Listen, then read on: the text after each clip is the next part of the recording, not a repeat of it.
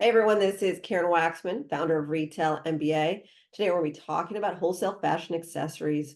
So if you have a great wholesale fashion accessory product and you're trying to sell to stores, this training will give you some things to think about in regards to wholesale fashion accessories. With that said, let's get started on today's training. So let's talk about selling accessories to retailers. That includes your belts, your hats, your anything accessory related, fashion, whatever it is for the accessory market. We're going to be talking about that today. Once upon a time, I sold a lot of these to stores. I sold the high-end stuff. I sold the cheap stuff. So I just want to walk you through what to expect and how that looks, especially if you're trying to work with certain retailers that either fully sell only accessories or ones that sell one section of their stores versus all the different things. So fashion or non-fashion accessory products are tricky because they're cheap, they're easy to make a lot of times, or they're really high-end fashion. But the tricky part is a lot of people are selling them. So you're in a very competitive space. And so you're going to have a really great story coming into it, talking to these retail buyers who buy a lot of product. What I mean by that is if you're going to approach an accessory buyer with your product to, any sort of department store or any sort of retailer that has a lot of stores, you're going to have to come in with your coolest looking accessory you can fathom. I'm talking the one that's the most interesting, most innovative, the greatest one, right? Even if you sell, a hat, it better be your most exciting hat. They've seen a lot of hats. They've seen a lot of jewelry. They've seen a lot of things. And so for that, your story's got to be around your most exciting, interesting. And usually a lot of times it comes with trends, what's hot, what's coming up next for a lot of these types of accessories. So if you know your industry well, you know that they care about trends and what's coming up and what's cool colors, what's exciting, what's interesting. These are what buyers are looking for. So bring them the thing that's going to be the hottest, coolest thing. That's number one. That's going to differentiate you versus just showing them not necessarily just your best seller, because you need to go in unique for that type of category a lot of the times.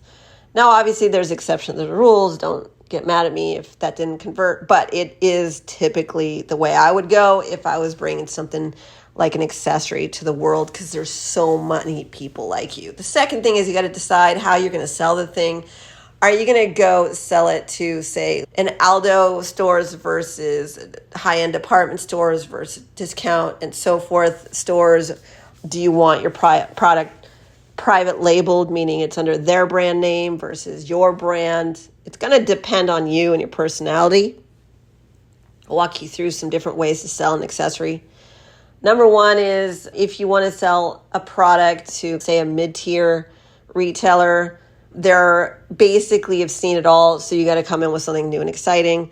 You also need your manufacturing in place, and product pricing needs to be key there because they can create the accessory very simply, and so they're looking for trends and people who can have their manufacturer in place to be able to buy that product. So basically that means that you can't just make those products by hand. You need a manufacturer to be able to create products that will work for these fashion retailers on a larger scale. You can sell your handmade products, accessories to local stores, boutiques, mom and pop shops, or super high-end like retailers that are looking for one-off pieces, like sometimes Neiman Marcus and stuff like that. But most of the other world is looking for somebody who has a manufactured product because they want to buy products in quantity. So that's something to think about.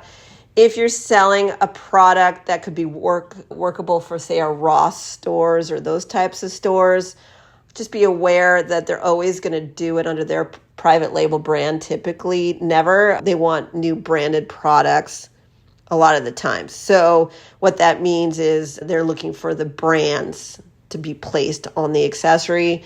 So just be aware of that. You're going to have your an established brand for those Ross type stores.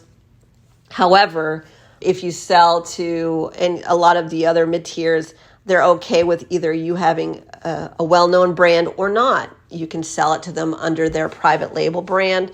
There's usually a buyer who buys either branded products or buyer who buys for private label, which just basically means that their name is on the packaging of your product, of your accessory. If you're okay with selling private label, there's a buyer who typically buys for the private label scenario. She only cares about you being able to mass produce the product. The product's a great price. You come up with new, interesting innovation. You don't care that your name's all over it. We made a fortune on accessories for the private label market. There's a lot of money in that. Unfortunately, if you have a really high-end product, there's not as many stores that you can sell to. And you make money on selling very few products. And so that's got to be really interesting and innovative. And so that's something to think about. And ultimately, when you're selling your accessory product, you could work with a distributor. But a lot of times, there's so many retailers that are selling accessories that honestly, if you could find a product that is more mid-tier that you can sell either under your brand name, and when I say mid-tier, not super high-end or not handmade, somewhere where you've manufactured it, the pricing is pretty good. There's a huge, easier market for you. There's a lot more opportunities, a lot more stores that you can sell to, and ultimately, there's a lot more buyers. So when I'm looking at where I can sell stuff, I'm looking for where there's a lot of buyers who can buy things from me. And so that would be an easier way to go. Doesn't mean there's any other way. And also, if you're willing to not have your name all over the packaging, there's countless stores you can sell to, but you will have to have a nice branded imagery for the Ross stores of the world. And those are just, the Rosses of the world are looking for sort of discounts of a branded product. So those are your discontinued items and so forth. But I'm going to assume that most of you who are checking out my channel are looking for just ways to make money that are beyond those types of stores for accessories. And so told you the direction I would go. If you want to learn how to approach, pitch, and sell to every type of these retailers, please go to retailmba.com. We are a consultancy. We are a coaching company. We teach you exactly what to do and how to get started today. Even if you've never sold anything before, to the advanced seller. We also teach you how to work with distributors who can go after retailers for you. They just take a nice hefty fee, typically 20 to 30% of your money will go to them in some form. It varies, obviously, but that's usually where they're going with that. So if you want to learn how to just scale up and make some money on this product, we're happy to help. We also have a done-for-you service as well.